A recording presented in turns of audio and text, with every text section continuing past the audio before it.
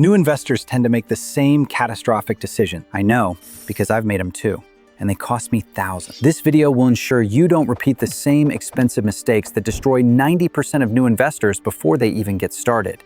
Here's mistake number 1, and it's probably happening to you right now. Picture this. You're scrolling through your phone, seeing headlines about people making fortunes in the stock market. Your savings account is earning practically nothing, and you think, maybe I should invest to boost my balance for that house deposit. You look at the big names, Microsoft, Nvidia, Apple, they're household names. They seem bulletproof. But here's what actually happened to investors who thought exactly like you. If you bought Microsoft at its peak, 9 months later, you'd be staring at a 24% loss. Your safe investment in Nvidia down 35% within 5 months. Apple investors watched their money shrink by 33% in just 4 months. This isn't ancient history. This happened in the last 12 months to millions of investors who made the exact same assumption you're about to make. The brutal truth is this. In the stock market, there are no short-term safe bets. None. If your financial goal has a deadline within the next year or two, the stock market isn't your friend, it's your enemy. Now, I'll lose some viewers for saying this, but if you need that money soon,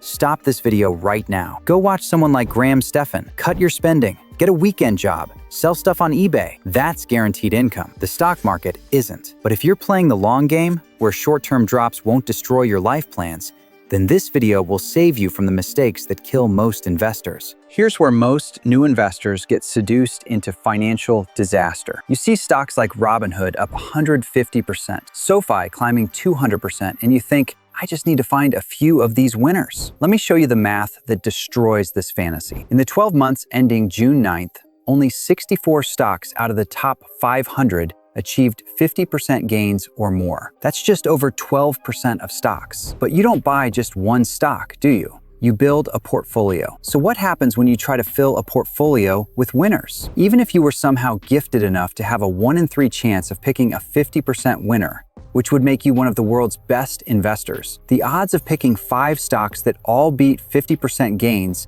would be 0.39%. You have better odds betting on South Korea winning the next World Cup. This isn't about crushing your dreams. It's about saving you from the fantasy that kills portfolios. Expecting 40, 50, 60% returns every year isn't a strategy. It's a recipe for disaster. When you open that trading account and deposit your first chunk of cash, every fiber in your body screams, buy everything now. Don't. Imagine you're at a buffet after fasting for 24 hours. You pile your plate so high with food that you can't even taste what you're eating. That's what most new investors do. They frantically buy loads of stocks on day 1, not because they're good investments, but because they're terrified of missing out. Here's what smart investors do instead. They put their money in an index fund first, the NASDAQ 100, the S&P 500, or a global index. This way, you're still in the market. You don't get that painful FOMO when stocks are rising, and you can take your time to spot the right investments at the right prices. When you find a stock you truly understand and believe in,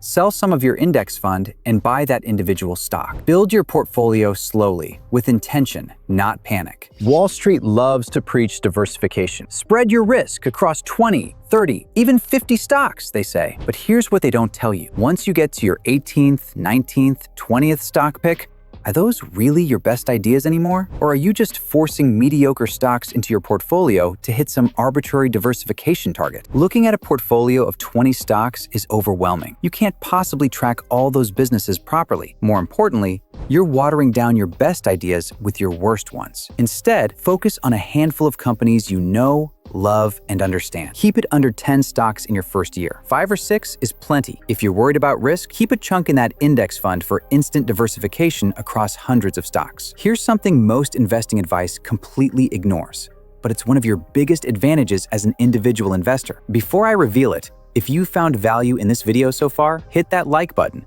and make sure you subscribe, because next week, I'm revealing 15 things that are a complete waste of your money. In January, I sold all my Adobe shares and bought Uber instead. Both are strong, growing businesses, but there's something they have in common that has nothing to do with their financial statements. I'm a customer of both. I've used Adobe products since 2006. For almost 2 decades, they offered the best creative software available. But for the first time in 19 years, I'm getting frustrated with their products because they're not adapting quickly enough to AI. This isn't showing up in their financial reports yet, but I'm no longer confident they'll stay ahead. Being a customer gives you insights no Wall Street analyst can match. I spend hours every month using Adobe tools.